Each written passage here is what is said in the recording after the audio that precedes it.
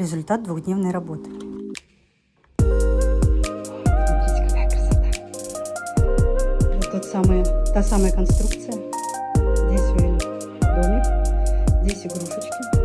Это главное охранник, шкаф, стол для занятий. Все как надо. Вот люстру или сама